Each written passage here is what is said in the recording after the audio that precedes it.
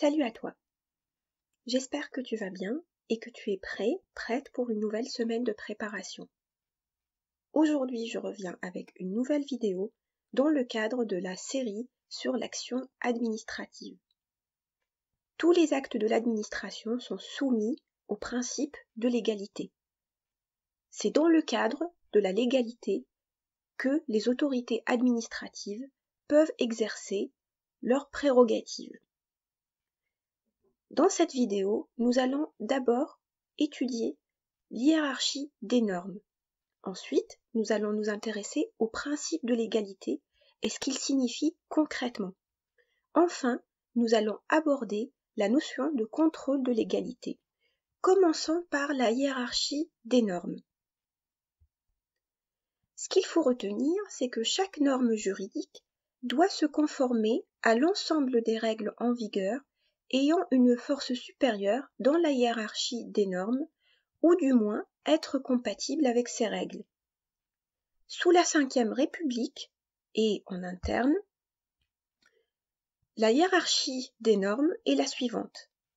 D'abord, les normes constitutionnelles. Il s'agit d'abord de la Constitution de 1958, de la Déclaration des droits de l'homme et du citoyen du 26 août 1789, du préambule de la Constitution de 1947, de la Charte de l'environnement de 2005, avec 3 principes fondamentaux, le principe de précaution, le principe de prévention et le principe de pollueur-payeur, plus d'autres principes fondamentaux reconnus par les lois de la République et qui sont nécessaires à notre temps. Deuxième niveau, les normes internationales. Il s'agit notamment du droit européen. Enfin, troisième niveau, les normes législatives. En France, il faut d'abord commencer par les lois et nous en distinguons plusieurs types. D'abord, les lois constitutionnelles. Elles modifient la Constitution à travers une procédure législative spéciale, par le Congrès ou par référendum. Ensuite, il existe les lois référendaires adoptées par référendum, suite à un projet de loi ou une proposition de loi. Troisième type, les lois organiques. Les lois organiques concernent des domaines limitativement définis par la Constitution. Enfin, les lois ordinaires, et elles concernent des domaines énumérés par la Constitution. Il existe toutefois un cas particulier qui est celui des lois de finances et des lois de financement de la sécurité sociale. Donc, ensuite, on a les ordonnances qui sont prises par le gouvernement dans des domaines relevant normalement de la loi. Ces ordonnances sont exécutoires dès leur publication, mais elles acquièrent une valeur législative seulement après leur ratification par le Parlement. Troisièmement, les décrets. Les décrets sont des actes administratifs à portée générale ou individuelle émanant du pouvoir exécutif, le président ou le Premier ministre, et correspondent soit à des décrets d'application ou à des décrets autonomes.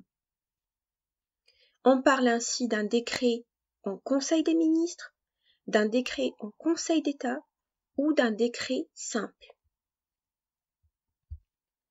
Passons ensuite aux arrêtés, qui correspondent à des actes administratifs unilatéraux, réglementaires ou individuels, émanant d'une autorité administrative autre que le président ou le Premier ministre.